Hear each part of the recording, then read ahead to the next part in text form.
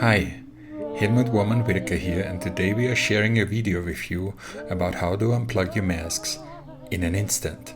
In the video, Kay talks about an experience which changed everything for her in terms of her addictions to masks. Don't get me wrong, there were many life-changing experiences during her studies with the Mano and Chia, but the one she shares in this video changed her addictions to her masks permanently. To this day, she refers to her life prior to this experience and her life following this experience in terms of how much power her masks lost over her. In the video, Kay talks specifically about the addiction to judgment.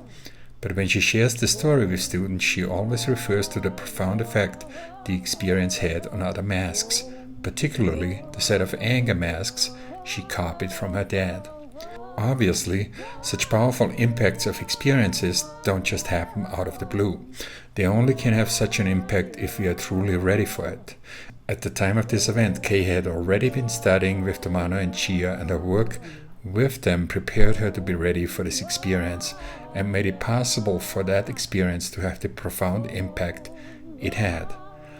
This piece is from a live event, and Kay begins sharing her story by briefly answering the question about self-judgment. So letting go of masks, deeply ingrained mask behavior in an instant, this is what you have to look forward to in this video. And here's the question Kay speaks to as she begins to share her story. I agree with all being said, but how realistic is it for most of us? I find it hard not to judge myself when I fall short. That's one of our favorite masks. That's a cultural thing. It's a cultural norm. It starts moving into what we call the wallpaper masks. They've been there our whole lives. They're such a major piece of all of our masks that we can't even initially see it or identify it as a mask. It just seems so natural. And it's something that we're just so used to doing. It's habit. Big time habit. We're addicted to it. So as you start to notice that you're doing that, choose to stop. You don't have to. You don't have to go there. You don't have to be like that. You don't have to feel that way.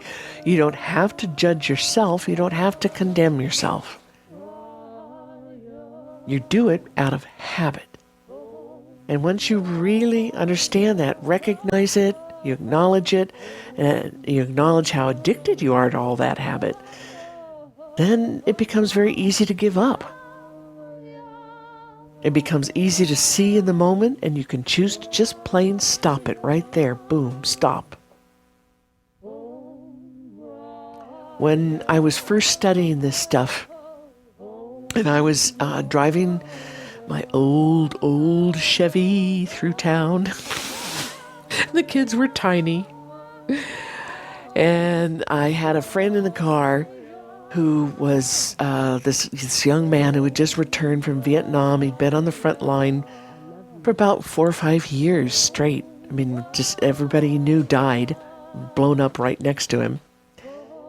And he was in this group that he found there who they'd been studying whatever was in print at the day, which was not much. Things like Blavatsky and Bailey and Ledbetter. And they decided that they would take a lot of psychedelics because it was extremely easy to get when you're over there. And they were very clean. And so they would study this stuff and do the psychedelics, and it changed him. He just became a very, very different person. He lost an awful lot of his masks, his attachments to our cultural masks. And we're in the car, it's super hot, it's a big heat wave. We're in a huge traffic jam. We're at this intersection where these 6-lane roads are meeting each other at the stoplight, and I'm in the left lane, trying to get into the turning lane where the turning light would be, and the kids are in the back seat. This is the days before seat belts, be thankful about all these modern strap the kids into those little seat things. So the kids are loose in this huge boat of a car in the back seat. And they're doing terrible things to each other. And they're screaming and they're jumping up and down and they're tearing at the car seats. And I can't control them. I keep telling them, you have to stop. You have to sit down. You're going to be in trouble. Don't make me pull over. If I have to pull over it's near death. This is going to be a near death experience for you. Don't go that far. Don't make me do it. I'm screaming at this point. I've got my hands on the steering wheel and I'm banging and yanking on it. I practically have it out of its shaft in the car. I'm ruining the car myself more than the kids in the back seat. And then my little daughter rips off her shoes and socks and throws them out the window. And we're in the middle of super thick traffic. We're stopped dead. You can't get out and try to fetch something back. And the kids are just laughing hysterically. They thought that this was about the funniest thing that they'd ever seen. And I can't reach him. If I wanted to try to, whack him or spank him or something from the front seat, the car's so big you can't reach him. And they're crawling way in the back, up on the back ledge. And I'm so angry. I must have, been like beet red and looked like I was going to have a heart attack. And my friend reaches over and he just touches my knee very lightly. And he said, "You don't have to do that.